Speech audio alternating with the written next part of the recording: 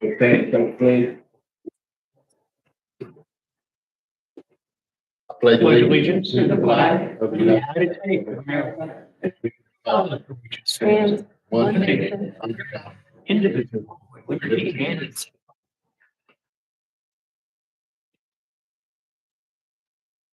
Well, thank everyone for coming.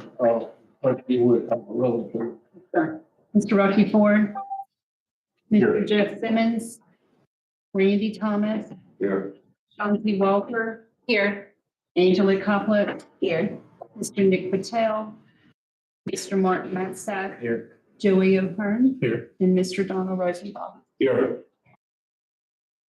Jennifer, is there any additions or deletions? No, sir. We'll move on into our activity discussion. So minutes from both the last regular board meeting and the special meeting that we had in August are included in your packet. The agendas that I sent out to the board last week had the draft of the August 21st meetings. You now have the final version. If you'll take a second to review that. And then we'll entertain, and I don't know, can we approve those at the same time, or do you need separate motions? We'll approve them both at the same time. So this time I'll take the motion. So, motion and a second. Second. Motion and a second. All in favor, say aye. Very good. The next thing I want to bring to your attention, we do have a request for an incentive. This will be the second residential project that this board has entertained. If you'll, I put part of the map up here. You've got now in front of you a condensed version of the due diligence that I have. As you can see, my packet is much larger. I'm happy to share if anybody wants to see in my office. I've got a copy of this too. But you do have in your agenda packet the letter from the Haymar Group, who represents the Rushmore project. Basically gives the overview of the project, but just so you see, this is down Turner Avenue. So if you take 90 west towards Tractor Supply, Turner Avenue is to the right, take a right, go down a bit. There's a couple of parcels back there that they're proposing to put 40 duplex units, so 80 doors total. These would be similar to some other duplexes or apartments that have been built on Lake City Avenue. So as we scored this project, which I put a screenshot of my scoring up there, as the residential scorecard is right now, there's one section that says a requirement about an HOA or an MSTU or something of that sort that is going to be committed to maintain roads and internal infrastructure. One thing I do want to point out is now the county has a policy that any residential development like this has an MSTU put in place. So that is an automatic yes. So for that, because the scorecard has not been updated, it's kind of irrelevant in the scorecard, but it is an automatic yes because of the county requirements. Other than that, I will pause and let Dylan Adams come forward. He's going to review the project with you and answer any questions, and then we'll entertain a vote for incentive. Thank you, board. I appreciate the time this morning. I do apologize. The printer, you guys may have to share individual packets are kind of metered out. We gave you the abridged version because Jennifer does have a master copy of all the due diligence. So this project will be built and constructed by a local developer with cash out of their pocket. They already have a vested interest in our community. They employ a double-digit number of people in our community. They already have proof of concept. If you flip through the packets you have in front of you, on Lake City Avenue on the left-hand side, if you're turning right off of 90, really nice farm-style duplexes, board and batten, set back from the road, nice little driveways. You have little LED lights around the name and numbers of the addresses. Very simple and straightforward as far as the project goes. One of the things that I did want to mention on this housing incentive scorecard that Jennifer brought up is item number 1. Is this project receiving any state, federal subsidies, such as affordable housing incentive? If so, this project is automatically disqualified from the Columbia County rebate. There's not going to be any double dip. There's not going to be anyone looking out for federal funds. It's also not going to be an income restricted neighborhood, which a lot of times you do have neighborhoods where folks that have appreciative assets or have been stabilized in the community may or may not want to see those assets, right? There is a plan in place to put specific items in specific things. You put industrial things in industrial areas. The one thing we don't have in this community is a Boys and Girls Club. I'd love to see. And the other thing we don't have is housing. So I know I've been up here and made a speech for another project where I get ready to break ground on 47. The reason for these incentives are due to lack of infrastructure in the community. We do have a letter of support and capacity from the city in the master due diligence packet, which is available digitally if any of you would like it. But they do not have sewer on site. So for some reason, back in the day, they decided to run one pipe, not the other. Usually it's a cost-efficient thing. Mr. Rosenbaum, I'm sure you could agree with that. We have money to run one, but not the other. They are doing a tremendous job in the city trying to go back in and fill in those things from the 70s and 80s to make sure that we have availability capacity. Without housing, we do not have jobs. Without jobs, we don't have tax base. The brass tacks of the numbers here, which is really, what it comes down to. The way this rebate works, let me show you how it works first of all, so you understand it's not an abatement. So we're not asking for anything for free. We're going to add dollars into the coffers. Ms. Walker, if you would entertain me, we got 4 water bottles sitting there, right? Could you drag 3 of them out of the way for me? So the county will still receive that 1 water bottle for 5 years, right? And that equates to $36,000, $36,144.38 for 5 years. Right now, that property's got a $1,200 property tax. So we're doing 36 times the property tax over a 5-year period. Now, after that, there'll be $722,000 worth of property tax if it's fully built out. Could you slide those 3 bottles back? All that will remain with the county forever. In a Shark Tank, they say in perpetuity, right? Is that Mr. Wonderful thing? This is very straightforward. The gentleman's putting in almost $20 million worth of capital investment. There's a need for a lift station.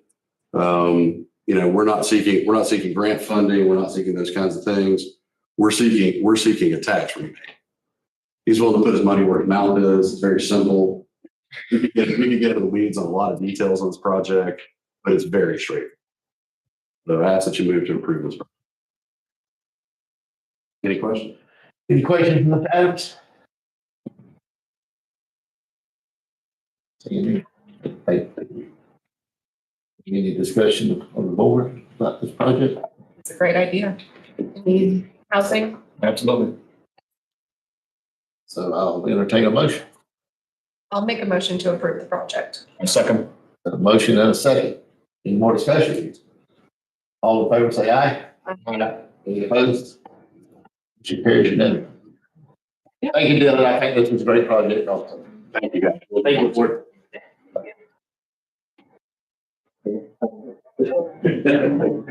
Moving right along today. All right, so under discussion items, first on the agenda is the economic development agreement with Lake City 47 LLC. This is the cornerstone development at 47. So this was the special meeting that we called in August to approve the tax rebate for that. This is that agreement reflecting what this board voted to approve. So the highlighted sections are kind of the meat and potatoes of the agreement, if you will. And I left those highlighted to make it a little easier for you guys to read through and understand. The big thing is, and this is a little different than some other EDAs that we've had in the past. It's a little more granular and a little more detailed as far as the actual years going forward. But again, it reflects that, when he sells the property, the person who, or the entity buying a property would then have to come to the county and say, either I'm going to continue the existing incentive that you gave to Mr. Stewart, Cornerstone Development, or I will request my own incentive, which most likely it would be the second because it's going to be a longer process, right? So anyway, I just wanted this board to have a chance to get eyes on this agreement before the Board of County Commissioners approve it and provide any feedback, because it is on the agenda tonight for their review. So any questions? I did have a question. There was a note somewhere about the infrastructure needed to be in place within 18 months of completion of the public utilities to the parcel line. So what is the infrastructure specifically? Is that just the roadways? Is it the actual buildings? Like, what are we expecting to see within the 18 months? So if you go back to when we first started having the conversation about the city and county running the water, sewer, and gas, actually just water, sewer, depending on which side, under 47, that's what they're referring to. So because the initial agreement was if it was not grant funded by a certain time, then the county would, supplement the city.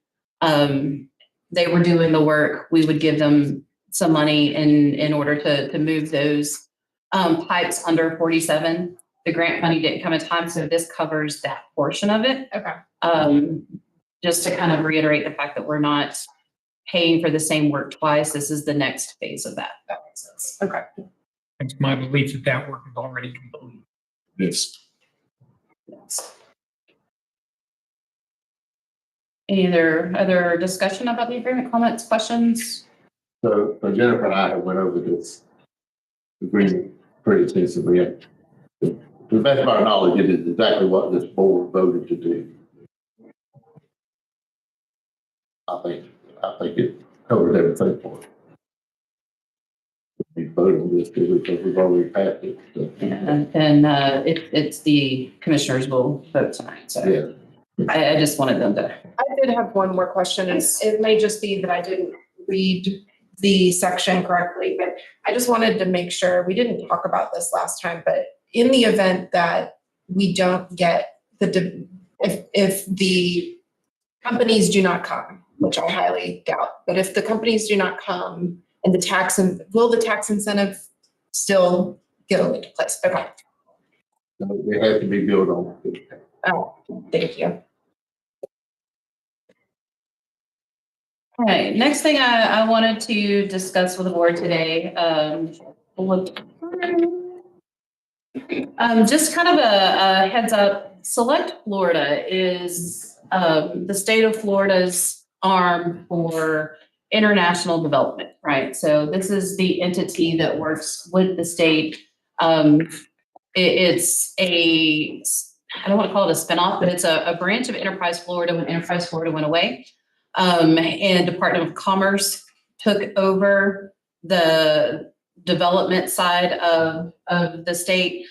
Select Florida became the entity that does all foreign direct investment, that does international marketing, things like that. So Select Florida has developed this exporting roadshow that they've been going around the state, meeting with communities to share how easy it is to export product from your community. The reason I share it with this board is this workshop is this afternoon. We did share this with our local industry. I think the challenge is a lot of our smaller businesses don't understand how easy it is and the benefits of what they could do partnering with Select Florida to get their products outside of the US. So, similar in what I found out, it's not just us, it's similar across the state. Didn't have a whole lot of registrations from business or industry. However, a lot of the local EDOs, EDCs, and things like that did sign up. We will be attending this afternoon, and our intent is to get the information, bring back to the businesses, and then set up follow-up meetings with Select Florida and them directly. So through Van's program, when she meets with the businesses monthly and they have their Zoom meetings or in person, this would be one of those topics that we have Select Florida join and specifically address with our industry here. So just wanted to share this with you. There's, our partnership with the port is already strong. Let's just learn how to push that forward and give our businesses another avenue to get their product out there. So that's what this is about today, and excited to share next meeting what we bring back from that. Yes. Will this meeting be filmed? We can bring it back and share it with You know, I don't know if it is. I'll find out. And if not, Select Florida is very eager to get their business out there right now and make these connections. So I'm sure we could facilitate them actually coming in and doing an in-person presentation. Okay. Like I said, they're really eager to get communities in the state to understand what they do and how they can help. So they would love to do a one-on-one. Also bringing to your attention the next North Florida Economic Development Partnership, NFEDP. That is the rural organization that we belong to. That is our the state, designated entity over the rural organizations in this area. Their next board of director and business meeting is October 3rd in Suwannee County and Live Oak at the new Suwannee Valley Electric building. I have that address. I just didn't include it here, but I will send that out to anyone, or if you're interested. I believe I've forwarded the invite, but we can do that again if you would like to attend.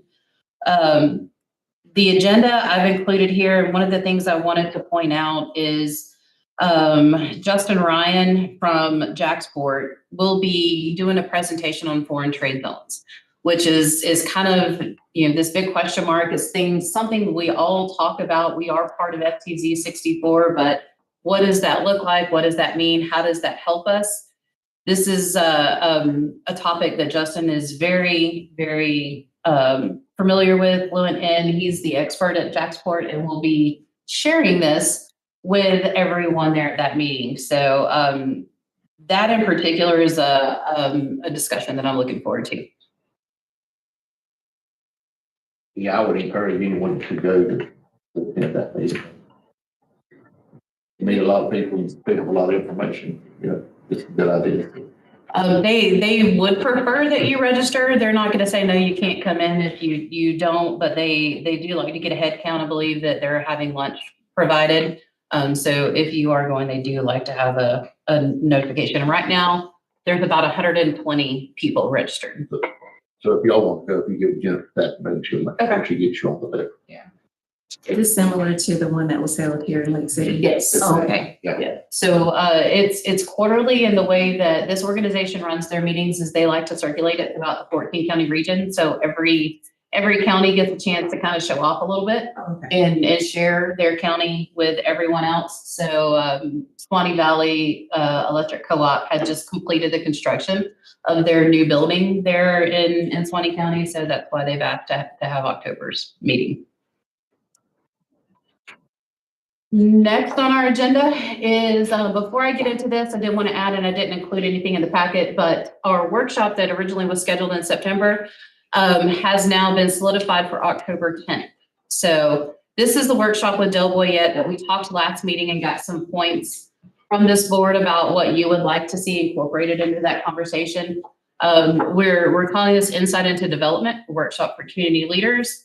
So this is really kind of a high-level economic development symposium, if you will, for elected leaders specifically, but also any community leaders who have a hand in development in the county. So invitations will start going out. I am going to RSVP this just for a head count from my perspective, but the agenda is shaping up to be topics that we are dealing with on a day-to-day basis right now in Lake City and Columbia County.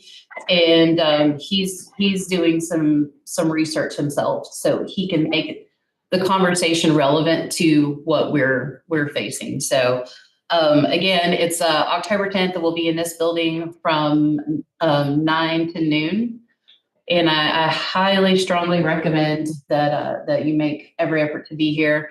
Mr. Rosenthal, I'd like to also extend this invitation to your growth management department. Anyone inside of growth management or any, and also I'm going to reach out to your council individually as well. But I would like your growth management to have an opportunity if they would like to be here. I'll make sure they're aware of it. Thank you. Rural Summit is rapidly approaching. So this will be our second year at the World Equestrian Center in Ocala.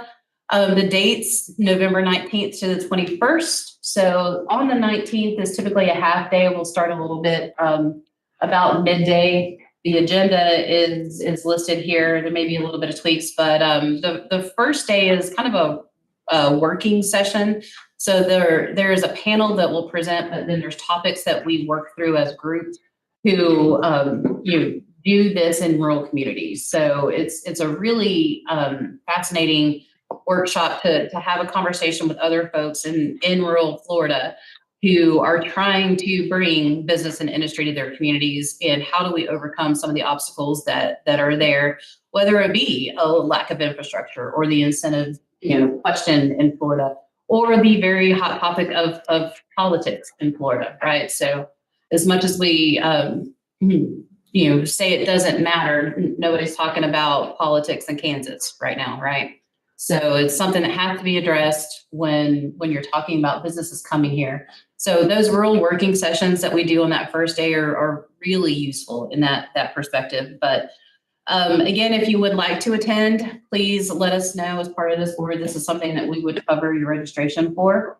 And let us know. We'll get you registered and get you signed up. But again, it's a really great event. Last year, we had about 500 people in attendance. So a lot of rural folks.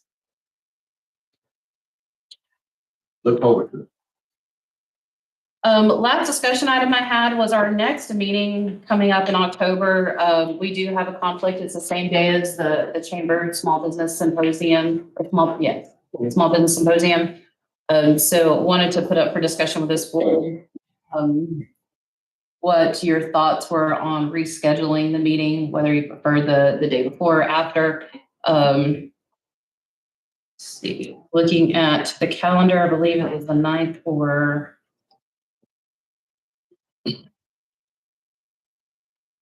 so it would either be the 9th or the 23rd. Chair, do you have a preference?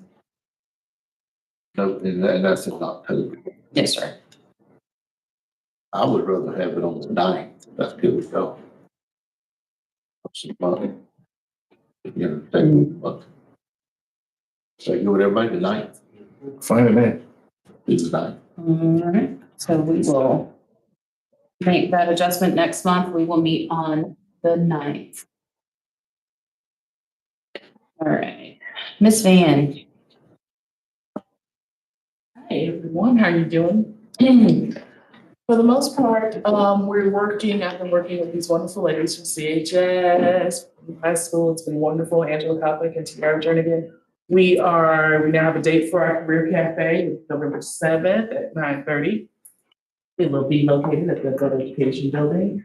And I have some professionals within Columbia County who will be there to discuss employment and what is expected of these young people when they enter the wonderful world of work.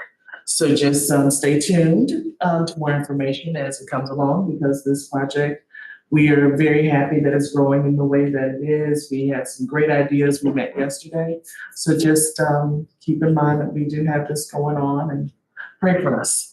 We anticipate to have up to maybe 25 students we'll kind of have seats or allotments from CHS and a couple from Fort Wright High School to participate. We'll coordinate like logistics in terms of getting them to the adult ed building, and then I think Van is going to try to provide some type of lunch for them in the middle of the day and get them back. But the whole intent of that is to expose our students to these career opportunity experiences where they can do some form of job shadow, company tour, internship. So it is and our goal for the partnership with EDP is to create that talent pipeline that we currently don't have in existence right now. And so I'm excited about, what this opportunity is going to do for our students in preparing them for our local workforce. Just for everybody's knowledge, could you tell us where the adult education building? It's actually on the property of the administrative complex. Next door to the big 2-story building where like the main building is on the school board's property. We're the adjacent building number 2. You can't always see the numbers, but the adult ed center is like adjacent. And actually the landmark is the pool, which is like behind the actual our building. And so we're the building right across from the pool. When I went to school there, we called that the Collins. It was like a middle school or something, so I grew up on.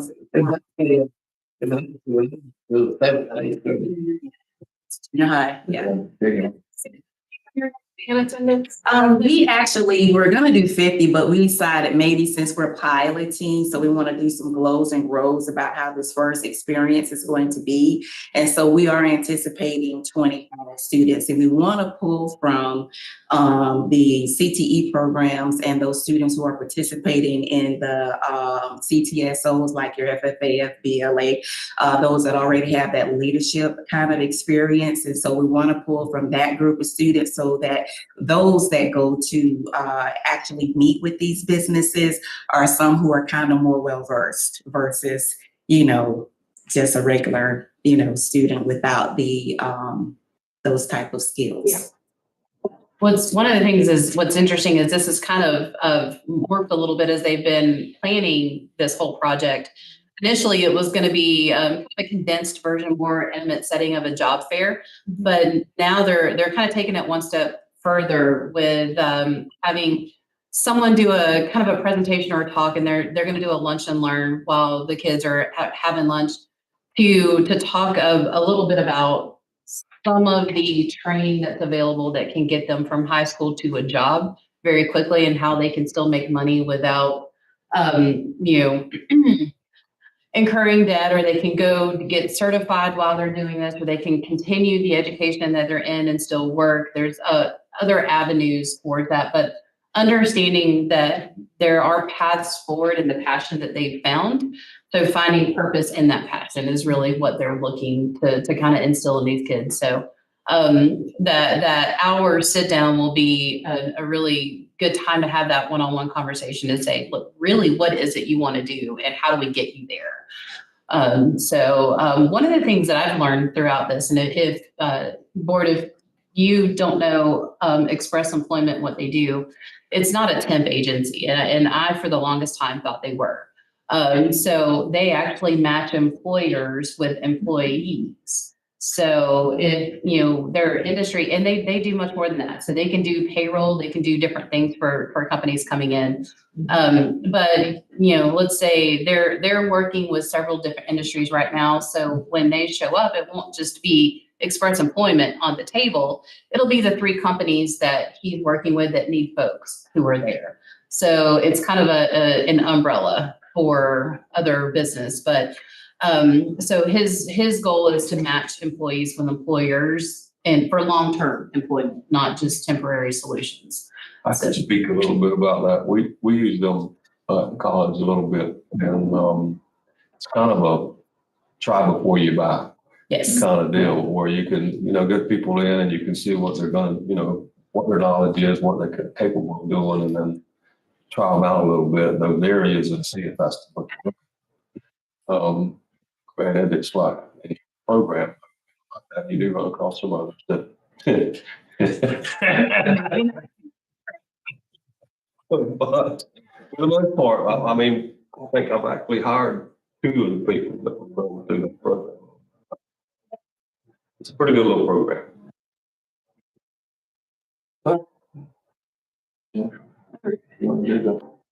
Your report? Yeah, moving right along.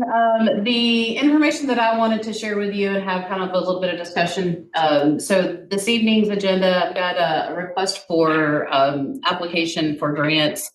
And I wanted to kind of discuss with you guys what we're looking to accomplish with that. So as we all know, we've been working in the Bell Road corridor for quite some time, trying to get that Bell Road extension taken care of. We've applied for several grants along the way, and have been given partial funding.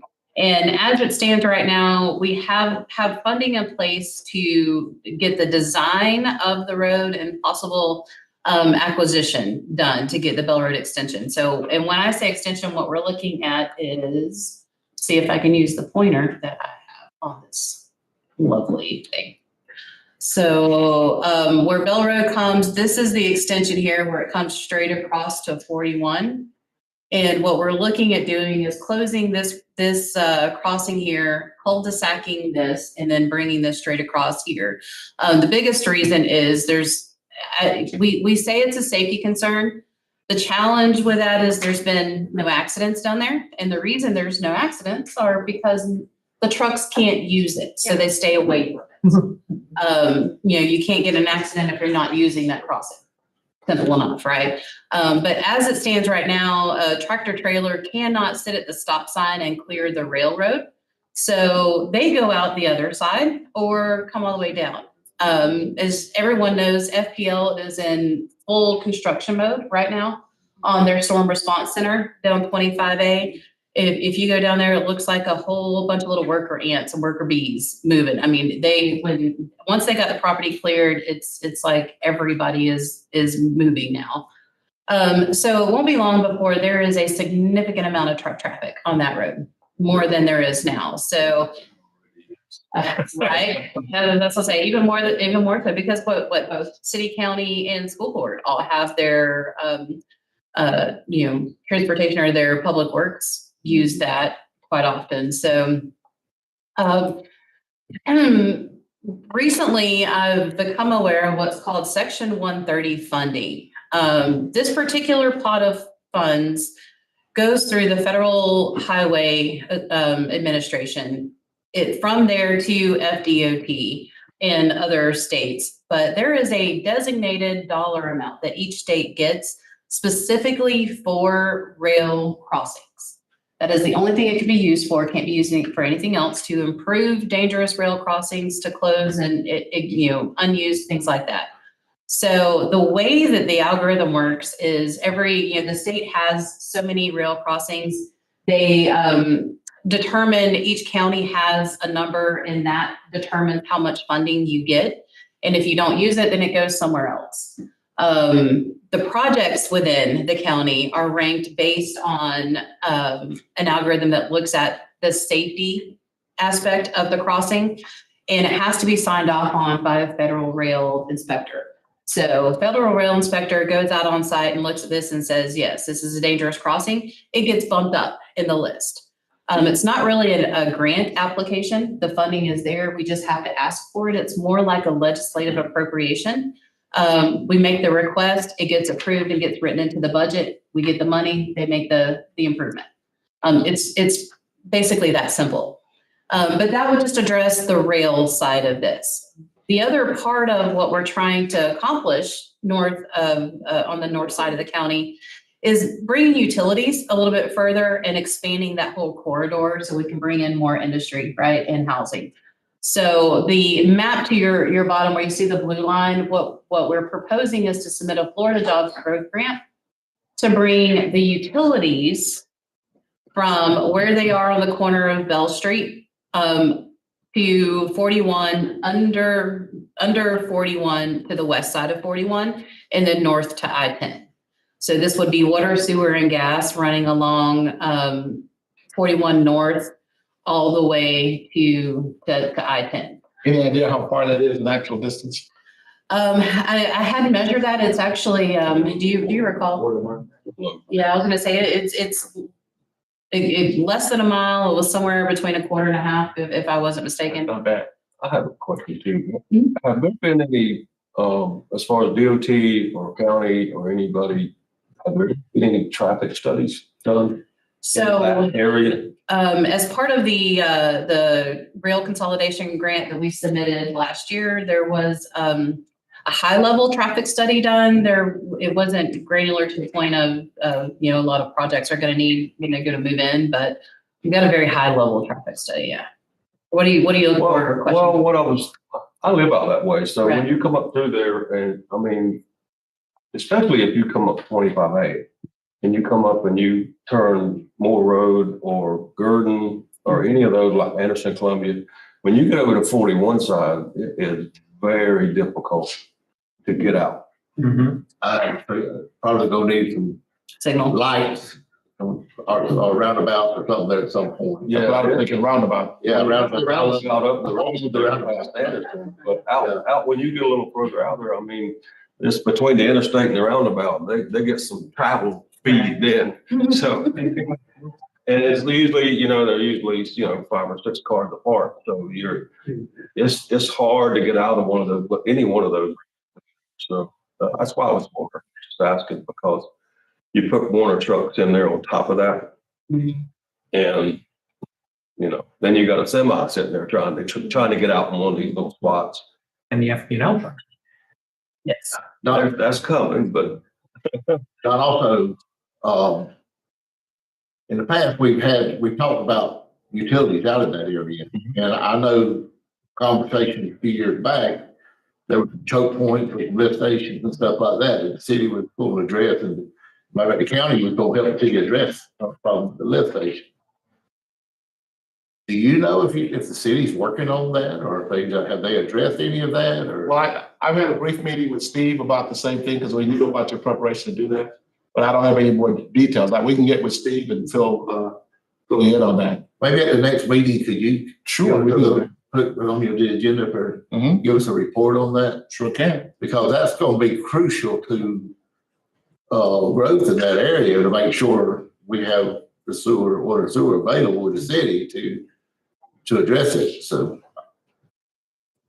The city can get water and sewer any way you want. It's just a matter of cost. I know, that's what I'm saying, but that's what I'm saying, and We're like the old telephone man. Tell us where you want it, we put it where we can.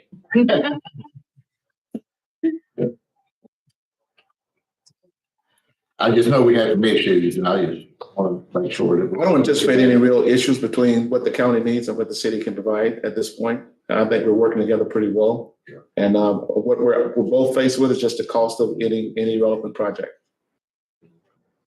And both city and county have been approached about people that would like to develop in that area. Absolutely. And the answer's always been, until there's utilities, we can't really help. Well, having utilities in the area would benefit the city too.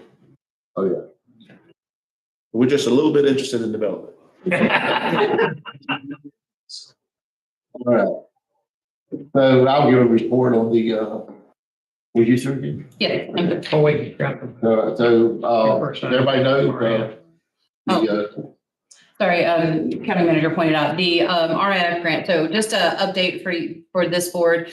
The application for the rail extension associated with the possible project that we have at the industrial park has been submitted and is under review now. So this is, as you'll remember, we had a site visit from a steel company looking to turn scrap into different products, rebar, angled steel, so on and so forth.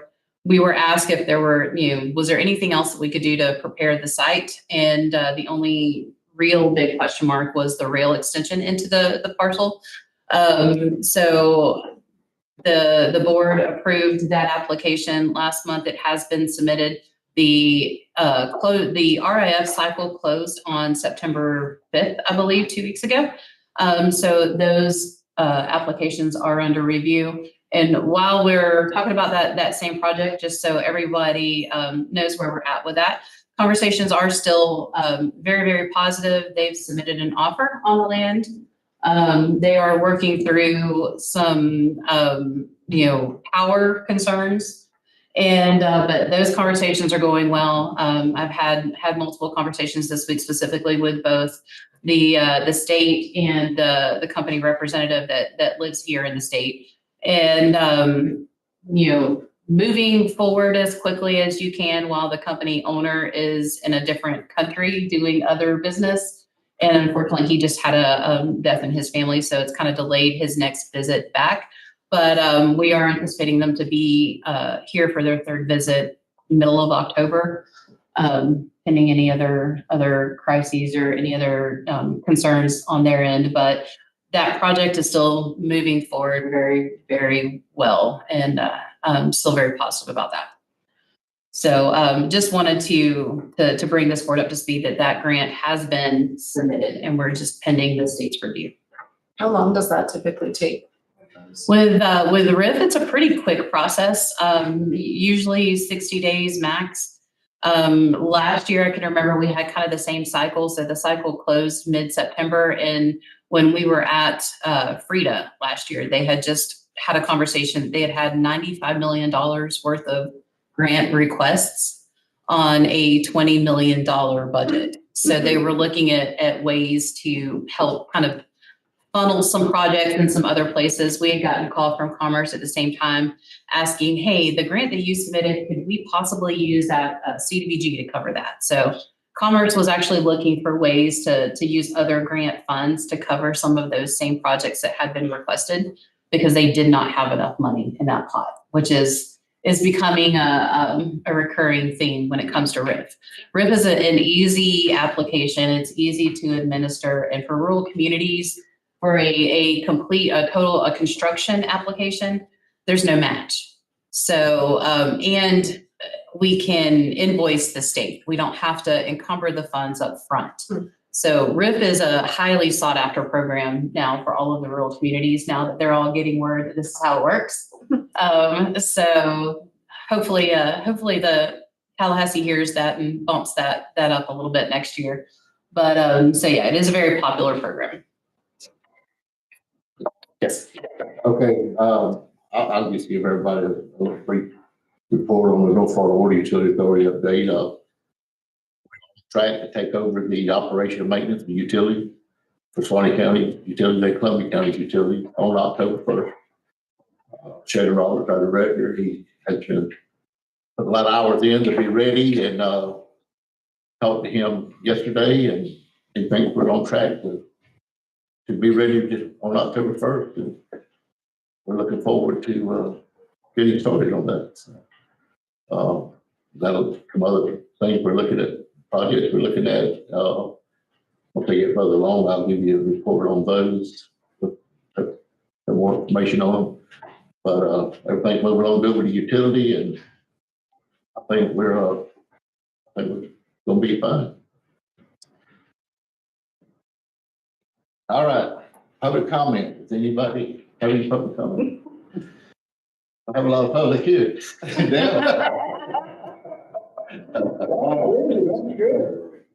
All right, so you've already addressed the next advertised meeting. Anybody else have anything they want to bring up or discuss on the board? Joe, do you have anything with the chamber here? I was going to say we are October 15th. Commissioner Wilton Simpson will be here for our Coffee and Commerce. That location is to be determined at the time.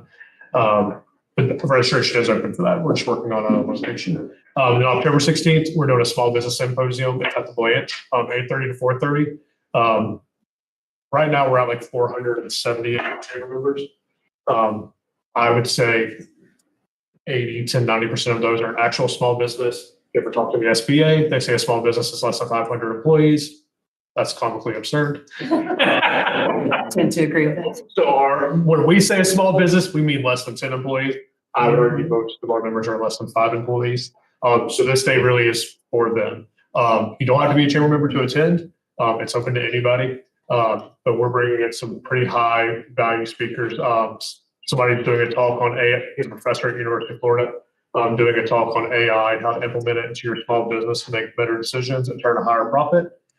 We have somebody, an HR professional, doing a talk called hiring, firing, and everything in between.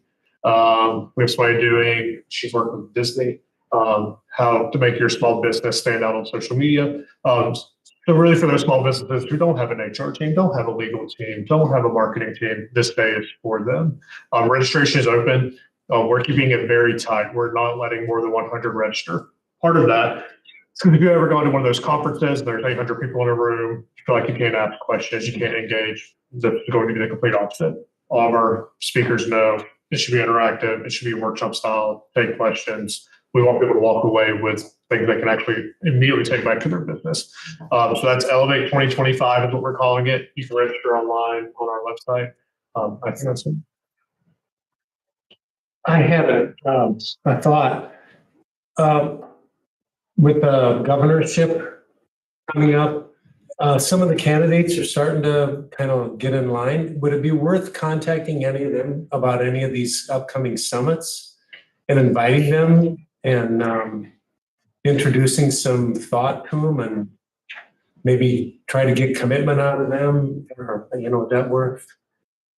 I can tell you, so Frida has both state and federal lobbyists under contract that keep both boards up to date on what's going on during session.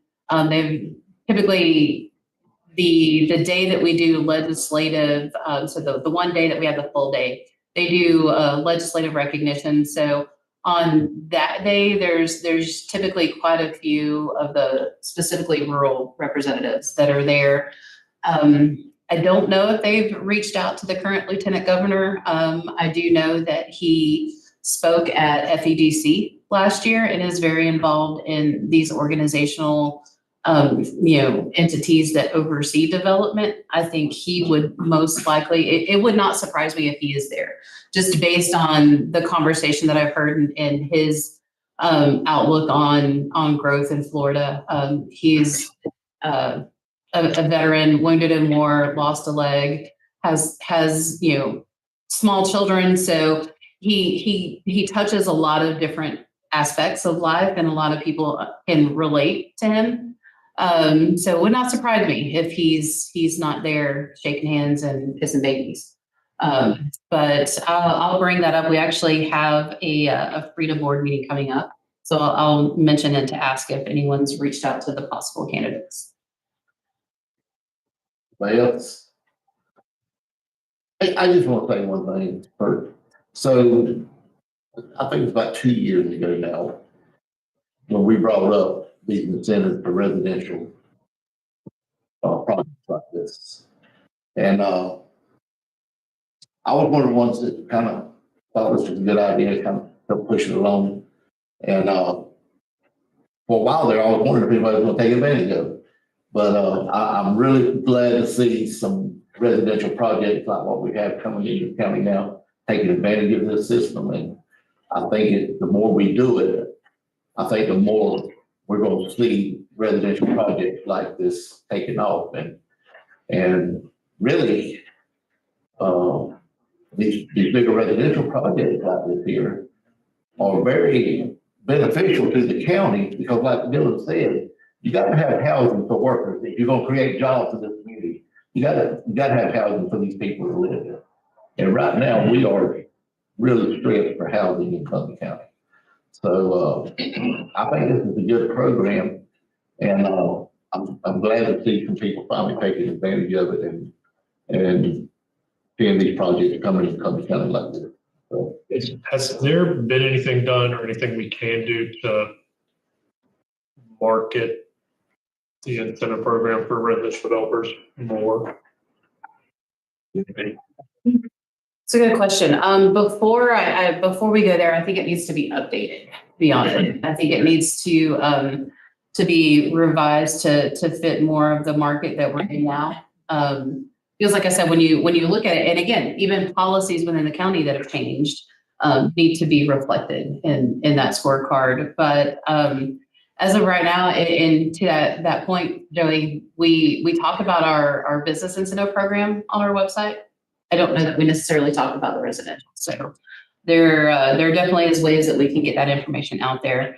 The other point is just in the meetings that I have with the surrounding communities, and we're one of few, if not the only, that is incentivizing residential development. Well, I guess that's my point, is how do we market that to developers? Like, well, Dylan got all excited, jumped out. Talk about this. See, it's on my partner, and I help put together the portion. So every community has different categories. Right? So like up here, things are spread out, right? For lack of better phraseology, because I'm from Lake City and I'm at home outfit today, right? Instead of the suit jacket and the $3 worth of starch I'm normally in, which I really don't like. We're in cattle country, right? So when you do things where you're at a crux of an interstate, we got kind of a misnomer here. So we're in an industrial area that's rural, but we got sports complex, but we got nature trail. So we're like the pizza with everything on it, right? So the only thing we don't have is a place to live. So there's also areas where they've kind of just placed over the last several decades projects that may or may not flesh up with planning, right, and forecasting. And I know that's something that the county's working on pretty diligently with Kimley Horn, the engineering firm, to revisit the land use regulations. And a lot of times, Joey, like the the regulations determine, right? Kind of like bowling with bumpers, right? I got a 10-year-old, she had a birthday yesterday, it was also my birthday, which is awesome. But she bowls with the bumpers. She throws the ball really hard and doesn't stare at it. And hopefully the pin's knocked in. And then she goes, yay, right?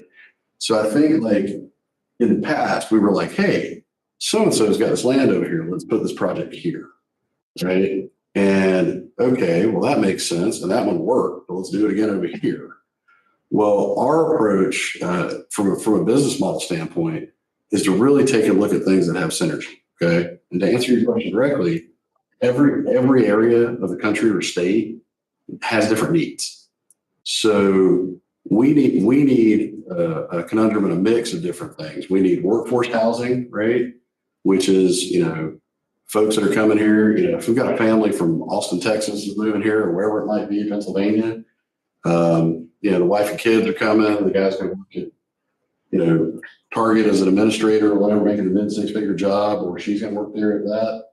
They're not going to live in a single wide McAlpin, right? It's just not going to happen. So we have to have those types of housing, right? And then we also have to have income control things that are available for the folks that are less fortunate, or they're in a career path, or maybe they have a life change moment that takes place. And there's appropriations to be able to do those things, right? The concern is when you get into things that are income restricted and sometimes HUD, things like that, you lose control as a community over how the developments are placed. And you don't want to get into something that's redlined or a position where, hey, I'm forcing this to go here. This is where I want to go because my neighbor said he didn't want it. Or the guy shows up with a pitchfork at the meeting complaining because he's rolling hay in the backyard. Right? I've seen it all. David, you laugh. It's true. We'll see some this afternoon, right? They'll be there at the meeting. Dale, I'm sure you've experienced those. So being able to put the right pieces in the right puzzle is super important. But I think from an incentivized standpoint, what happens from a development aspect, like the gentleman today that we represent, you know, put his own cash in, right? So it's local dollars that are going to stay local, and he's going to help push jobs. Some of it's going to be workforce, some of it's going to be his workforce that runs from him.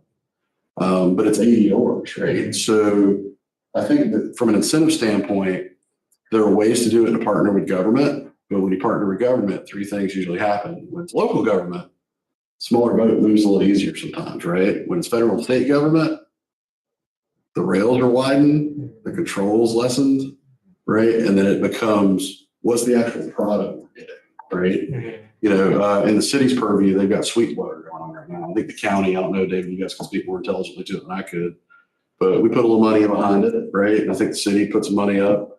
And they're building, you know, just under 100 units, right? Nice project. You know, I don't think Norton Site Prep's doing the site work. I saw they got silt fences up. So, you know, those types of projects are great because they have infrastructure. Private industry can move much faster than the government can, which is why you're seeing now a second project to Rocky's point that our group's represented coming to fruition in this rural county. You know, we have right now on the books 2 or 3 subdivisions that are coming to fruition from 06, right, in Baker County. We have a few in Kingsland, Georgia, a few in the Jacksonville market, and a few in the Ocala market that we're working on. And all of them have different aspects. So every area is a little bit different. But I do agree with Jennifer. You know, Tim put that score sheet together the first time. It was for a project he intended to do in the preserve, right? It didn't flesh up. There was a conflict with the landowner. They didn't want to sell the property after we got the entitlements done. And that's okay. That happens. But the incentive stood. So that work is still good today, but tweaking it for 2026, right? And making some more changes. And even with commercial things, right? You know, this is not a known public thing, but over the last 2.5 years, you know, myself and probably 100 people have been trying to get Buc-ee's here, right? We talked about Hamilton County. Luckily, Busy Bees can put one at State Road 6. Funding round was closed. They're moving dirt up there. We're getting one in Ellisville. Okay. So Buc-ee's went down and they're trying to get off of 326 in Ocala, a service road put in off the interstate. So they went down there because of incentivized aggression, right? Tax abatement, these things that financially we can't do as a community because we have things focused in other areas, right? So if we're able to do that, like the school board, right? The school board's going to have a bunch of property there. Okay, what are we doing with Melrose? What are we doing with Five Points? What are we doing with all these things where we have infrastructure? I know two things about a school. There's probably water and there's probably sewer, because I remember being little Johnny and I went flush toilet and it went and the water fountain worked, right? From a development standpoint, if you have infrastructure for utilities, you can build things, right? And that's what's so important. This joint utility board that Rocky brought up, we have some things coming for that may assist in a rural area where, to Mr. Rosenthal's point, we were talking about this project where we have water but not sewer. Like, so how do we get it there, right? So there's going to be some bridge gaps and things like that. But I'm very happy to see my hometown and my home community support development and the right kind of development. So I'll get off the soapbox. Thank you. I like to say too, another answer to Joey's question about how do we get there is creative thinking. I think it's unreasonable to keep doing the things the way we've always done it and expect a different result. I mean, that's the definition of lunacy. What the city has done in our CRA through creative thinking, we're helping a person that owns a restaurant right now to develop property that she already owned in our CRA into a restaurant, a permanent restaurant for the business, a couple of business buildings, and 23 townhomes. So they may in fact come before this committee at some point, once we get it off the ground. I have a question. Do we have, or what is the status of like our county's strategic growth plan? Do we know, like, talking about marketing this residential housing incentive, if we were to update the things that need updating and then start marketing this incentive that very few other counties are doing, what if we get an influx of development requests that are not in line with where we want development to be, or the type of development, or the type of developers? I don't know. I mean, I drove down to Orlando the other day and it looks just like tons of little, same exact houses everywhere with no trees. And it's sad. It's really sad. That's where our orange groves used to be. So how do we know that, I think back to the original question about the strategic growth plan, are we going to something that kind of says, this is what we are, this is the way that we want to grow, and not necessarily just go with the flow of whoever comes in with requests if we were to market this? You're exactly right. I thought that way too. And one of the things I've talked to David about actually is, look, at some point we can do a plan for Columbus County and designate areas. This is going to be for apartments. This area is going to be for apartments. This area is going to be for single residential homes. We need to, and when somebody comes to town, like you saying, I want to build a 100 apartment complex. Well, this is kind of the area of town you need to be looking at. This is where we kind of designate. It's called proactive planning. Yeah, and that's what I talked to David about it. And at some point, we've got to get to that where we're doing that. You're exactly right. Yeah, I'll suggest that the city and county get together, make it a county-wide effort. I think That way we don't have to keep doing it over and over again. it would be a great idea. And just as a citizen, I would love to see that, because I think that we do have some very unique features in this county and North Florida that, if we're not careful, those features might get run over by. I have no idea. This is kind of what we compete against. You want to share your story about your daughter? My daughter is on the Economic Development Board for Jacksonville. And we were talking one day about incentives, and she said that right now what they've got in place is they give 100% incentives for any business that wants to go into downtown Jacksonville with no term on it. Definitely.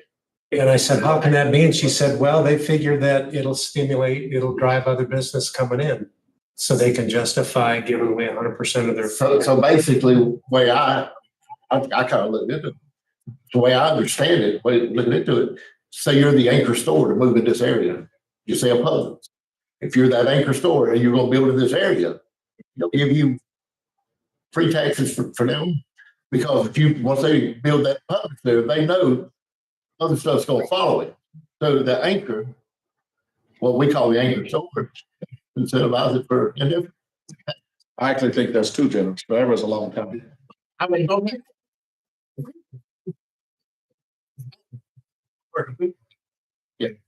To your question, Shawnee, so one of the things, and David and I have talked about this recently, moving forward into the next fiscal year, is updating our strategic plan specifically within economic development. Is it something that we should do? And I feel strongly that we should. So we go back to the rudder study that was done 15 years ago. More than that. However long ago, it was so. Was manager back then. It was so long, I don't have a digital. Sorry.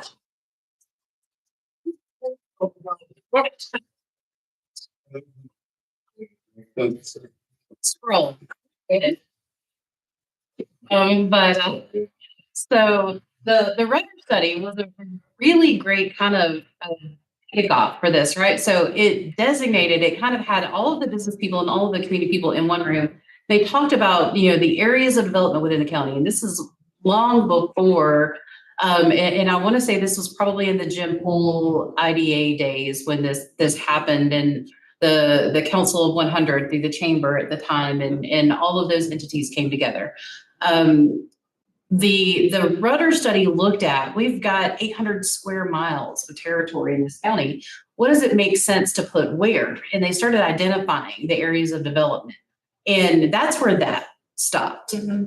We did have a strategic plan that said, hey, look, we've got these areas of development. What are we going to do to push those forward? That strategic plan technically expired 2 years ago. We've not rewritten or re-energized it. It's something that I, because of all of the planning that's going on, and to Dylan's point, development comes in and just kind of plops in because it's easy to change that zoning to what it needs to be here, but does it make sense long-term? Or the developers that are looking from other places, when they go to the county website and they pull up the code, there should be an easy one-stop click that they can see, this is what, if I want to bring a multi-use project or multi-development, or if I want to build, single family versus multifamily, these are the areas within the county that I can do that. There should be a very easy way for outside entities, even the developers here. During our workshops with Kimley Horn, I heard two in particular saying that, we love working with the building and zoning department, but there's only so many of them. And if I had easy access to what I need within that system that you have, I don't have to take up their time. I could just do a couple of clicks, know what I need, and I'm good. So What about That also brings up why it's so important to participate in the Kimberly Horn service? yes. Land development regulations, because that's affecting your comprehensive plan and what you want to build. Right, that's what I was thinking. Like we're going forward with doing this LDR change, I guess, Okay. right? A massive change to our LDRs, yet we don't have a strategic plan. So if we come in and then create a strategic plan after we've done all of this work to adjust the LDRs and it's fit with our LDRs, then we have to go back through and change those on an individual basis, I guess, right? I mean, it's just a lot of. Amend your LDRs as needed. Solar was a great example of that. That was the last big update, I think, maybe at RVs recently, but when solar farms became such a big thing, we had no land development regulation for that. So it had to be created, written, and amended as we went, because what we learned about that sector changed and grew. So Another thing we got to look at too is we might not have any tax incentives to do in the future. Extremely well. Yeah, I mean, if they do away with property taxes, what incentive do we give at that point? Yeah. Well, so, Utility incentive in those cases. I mean, take some thought and some planning at that point too. So, that's something we might not start looking at and address something. we've got to start discussing it, because if that does go to a vote, I really doubt that it's not going to pass. Oh, if it goes what for it the looks vote, like is if it goes for a vote in the state of Florida, it's gonna pass. That's a no brainer. At least a temporary, I don't want to say Band-Aid, but yes, should we not put work on Jennifer, either Jennifer or this board start looking at revising this residential incentive? project? I think so, yeah. I think that's something we should do. Is that like a motion thing or giving Jennifer more work and we're all in unison on that? And I will say credit to the reporter. Senator Bradley was here yesterday with the chamber. She talked about property taxes extensively. The reporter recapped it very well. I thought everything she said was fantastic. And I agree with about if there is a plan, Jamie can correct me for drastically paraphrasing. If the senator or her team watched this YouTube live, she's like, I will never support anything that's a constraint on the rural communities. What's representative, you got the email from, I can't remember his name. You sent an email out, somebody. I don't remember. I I don't remember. can't hear, but it addresses his whole plan. There's a plan out there right now that he's going to introduce to the legislature as soon as it starts sessions. So I've got an email of it. I can share it. I believe that was just shared publicly yesterday, maybe the day before. Yeah, it just come out like yesterday, day before yesterday. I think I get it. Not for late. It's basically the plan if they get rid of property taxes, how do they supplement or how do they bridge that gap for the counties and cities who rely on those? I would happily trade them at the lower for 2% sales tax. We only collect about $5 million a year. Well, one of the things in his proposal is the 3% sales tax. On That's a everything. win. People that come through the city. Tax when you buy or sell property. Right. In the event that we do get rid of floor statewide, is there a chance that the taxes will then go up on our businesses and our investment properties? Because this would be more than likely just a. Go through when you buy and sell, there's a significant tax when you sell it or buy it. And politically, an unattached raise would be very hard to sell. No, it wouldn't go. But it's a one-time fee, you know, sort of like when you buy a car. Well, I think sort of like, it's not really a one-time fee when you buy a car, but every time you sell it, you Correct. pay tax on it again. Yeah. Fiction But is I gonna guess be. it would be the same situation with, way I'm reading this, you would pay a one-time tax. And whoever, if you sell it, so whoever buys it again would. Or, I can't remember if it's a seller or buyer buys it, but I just read through it yesterday. Property, your commercial property. It's All property, right, and the one-time tax for all property, Yeah. residential or commercial. So that's not going to be covered by the capital gains exemption on primary. Income. That'd be totally separate from income tax. Okay. Geez. Just read through this yesterday, so I'm trying to go by memory. It's pretty. Stone already. Yeah. It's just, yeah. Legislature starts in January. We won't know anything until March, April. Yes. I will, I'll go back through and find what has been published and send out to the board so you have. You shared this email. Live reading. Did you get? Next. I'll share this email with you and you can share it with the board. Rocky? Yeah. I'm sorry, go ahead, Dale. Thanks. No, it wasn't Perez, I don't think. Just when I pull it up real quick.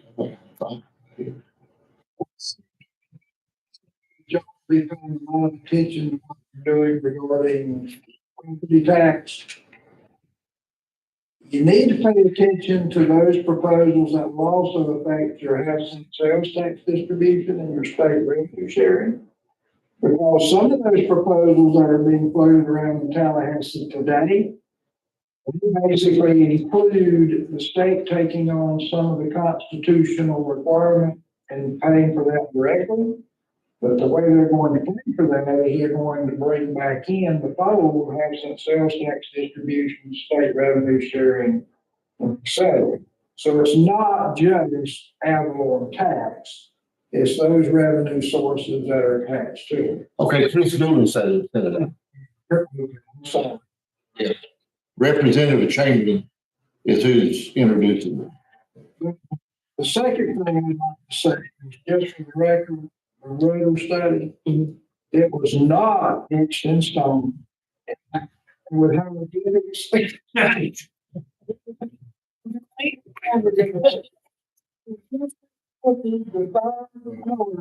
The cost that was produced by the road study, which was by the state chamber's recommendation. Columbia County was the first to complete that in the state at that time. First to complete that whole process through the state chamber. So, you can read it. It's just not on a stone tab, and it's not hieroglyphic. So maybe freehanded off both. A very bad stand that is shifted over the years. It's been copied so many times, it is no longer upright on the 8.5 by 11. It kind of is this when you read it.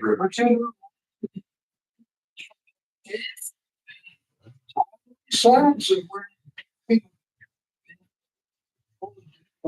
can say. Absolutely. Still following it to some degree.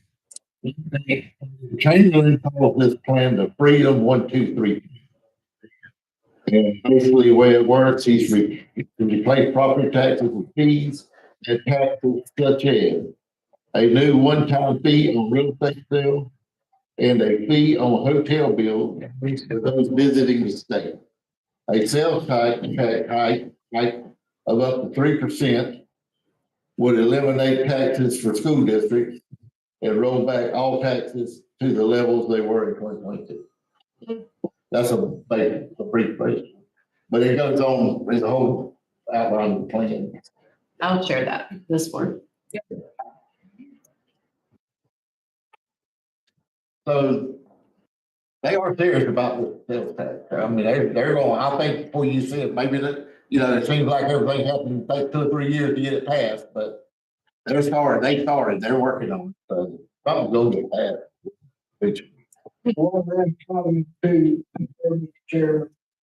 The state is also just not interested in the property tax, so that's a big thing. The state's own office of budgeting has projected some pretty serious deficits for the state, so they're looking at this one fix-all solution.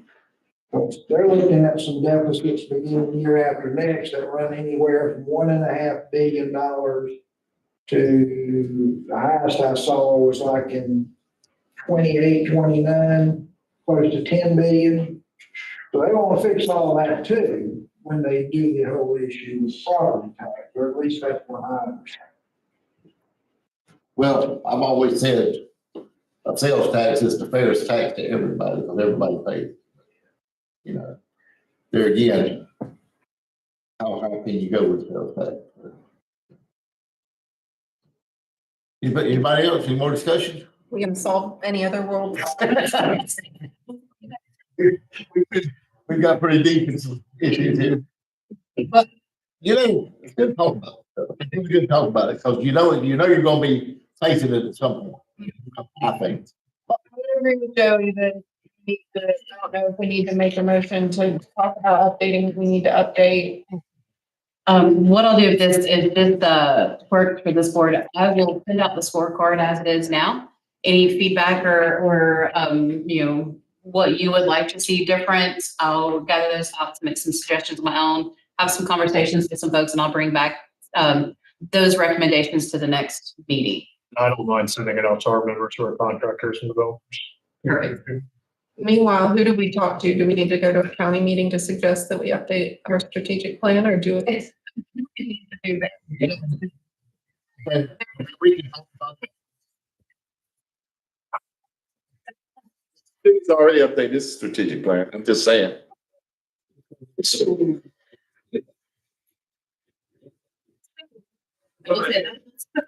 Workshop on the 10th, the importance of planning and not only for the reasons we've talked about today, but also grant applications, right? You have to have that in place for most, specifically federal grants, but definitely state grants too. So It takes a very long time to just create a plan if we don't have want or update a plan if we do. And, you know, I'm definitely partial to getting the ball rolling with it, whatever we need to do. I don't think that that is anything that board would. It's something that somebody would need to probably do it. But I think it's a great idea if we're gonna be doing all of these other things and bringing in incentivizing development. Well, plan also keeps you on track. I know Chamber's currently working on one part of it, so somebody comes up and said, the Chamber should be doing this, we can say, not part of our 5-year plan. These are the things we're focused on, we're working on doing, it's not like, because it's like you do start all of a sudden. Too many. Generally, to your point, I'm with it too. But a fence can keep things out or keep things in theory. Curiosity for the city, Don, what group of, is it a group of internal managers? No, the city hired consultants and then overall strategic plan for all the things that the board wanted to work on. And that was the first board when I first got here last year with input from the current board. And we looked at absolutely everything. If you'll send me your email, I'll send you a copy of it. Because it's complete now. We just got to sell it to the board. And we went before the board once and there's certain things in it they didn't like the housing authority, some of the things that was going to do. So we gotta adjust that a little bit and we're going to go back to the board workshop it. But send me your email and I'll send you a copy of it. It's quite extensive. It's RosenthalD@lakecityFLA.com. It was also included in the packet. Monday's meeting? It was, yes, yes, The in website. the agenda packet. Okay. If you send me your email, I'll have it sent to you. Well, I want to thank everyone for this great discussion. I think we need more of this and this is all topics that we need to be looking for. It's time to adjourn, everybody. Thank you. David, you got